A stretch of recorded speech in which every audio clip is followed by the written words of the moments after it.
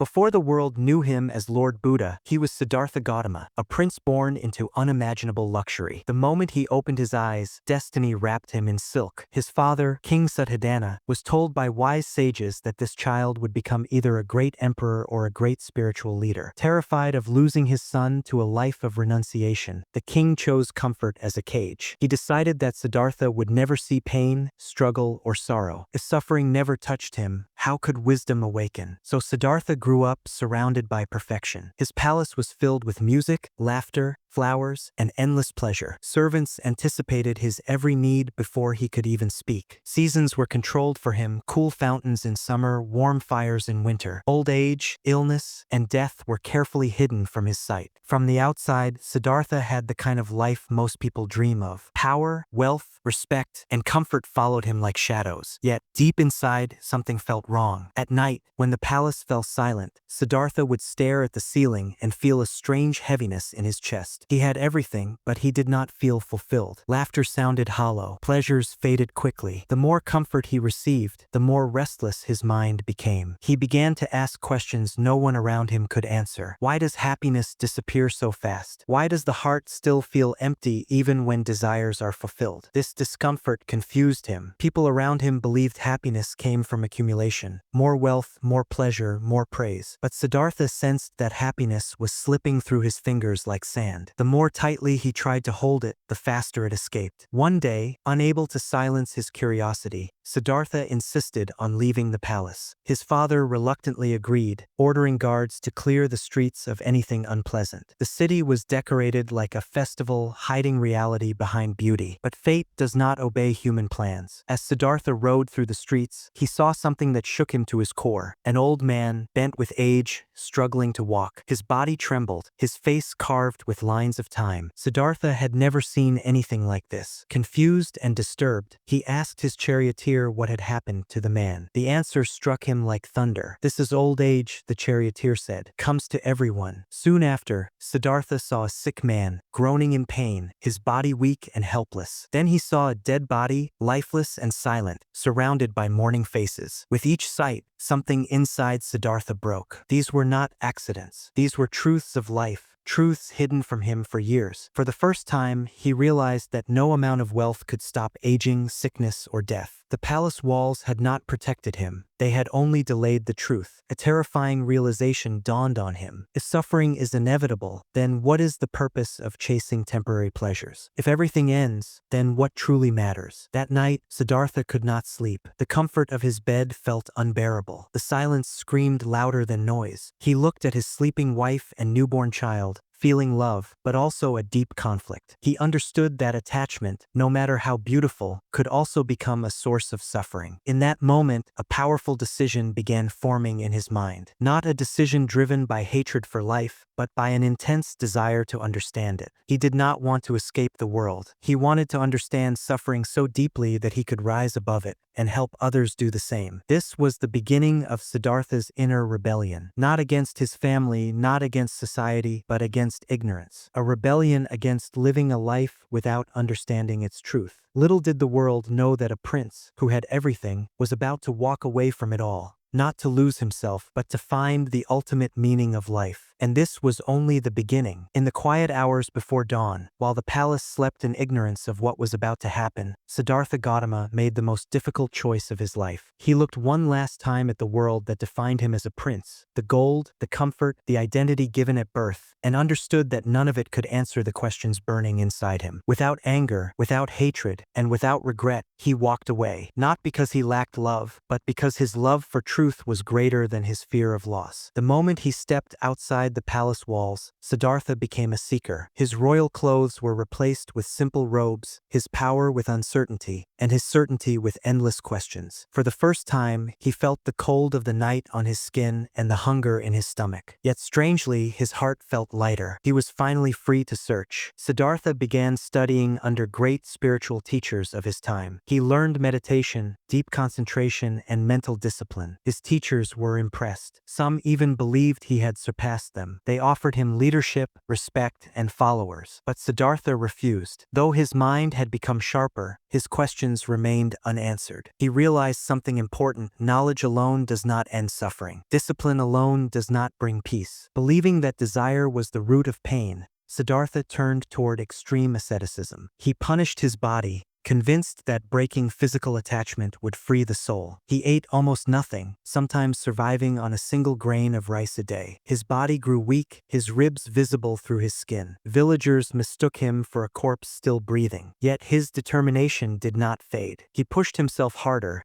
thinking enlightenment must lie just beyond pain. Years passed in this struggle. His body suffered, but his mind still wandered. One day, while sitting by a river, barely alive, Siddhartha collapsed. A young village woman offered him milk and food, saving his life. As strength slowly returned to his body, a realization hit him with terrifying clarity. Extreme pleasure had failed him in the palace, and extreme pain had failed him in the forest. Both were chains. Both were distractions. In that moment, Siddhartha understood a truth that would later change millions of lives. Freedom does not lie in excess, and it does not lie in denial. It lies in balance. This realization shattered his old beliefs. The other ascetics, who had admired his endurance, felt betrayed. They left him, mocking him for choosing nourishment over suffering. Siddhartha was alone again, no followers, no teacher, no identity. But this time, his solitude was different. It was calm, clear, grounded. He sat beneath a large Bodhi tree,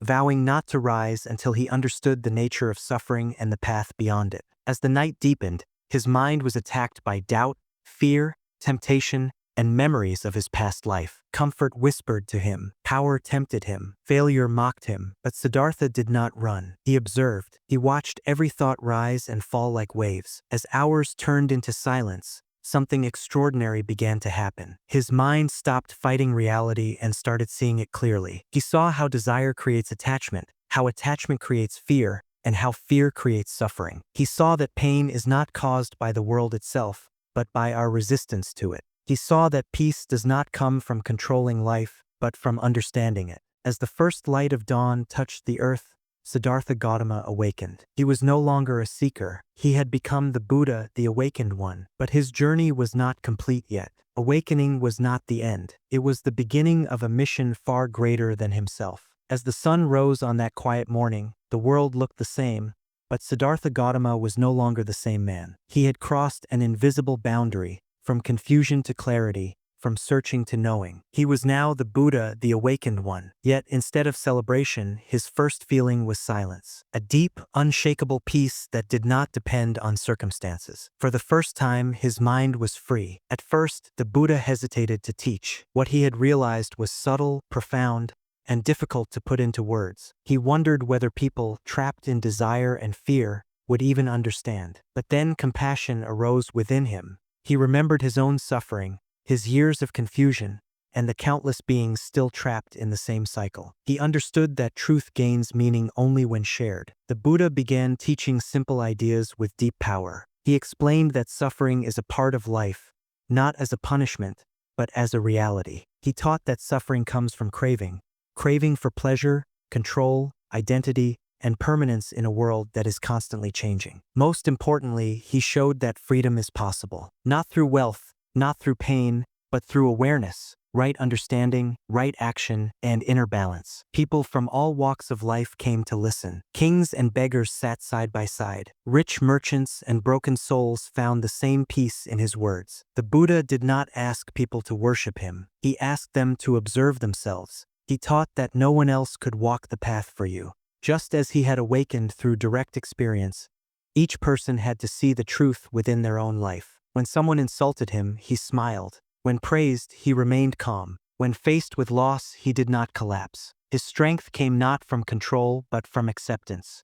He showed the world a revolutionary idea, that real power is mastery over the mind, not domination over others. One day, a man asked the Buddha what made him different from everyone else. The Buddha replied simply that he was awake. This was the heart of his message. Most people live on autopilot, chasing goals they never chose, fears they never questioned, and desires that never satisfy. Awakening meant seeing life clearly, moment by moment, without illusion. The Buddha walked from village to village for decades, teaching, listening, and guiding. He owned nothing, yet he was richer than kings. He faced illness, aging, and eventually death just like everyone else. But he faced them without fear. His body weakened, but his wisdom remained untouched. His final teaching reminded his followers that everything is temporary and that awareness is the greatest refuge. The story of Lord Buddha is not just history. It is a mirror. He was not born enlightened. He struggled, doubted, failed, and suffered just like us. What made him extraordinary was not divine power, but courage. The courage to question, to let go, and to walk alone when necessary. His life teaches us that peace is not found by escaping problems, but by understanding them. That happiness is not something to be chased, but something that appears when craving ends.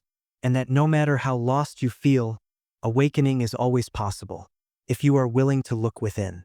The prince who had everything discovered that the greatest wealth is freedom of the mind.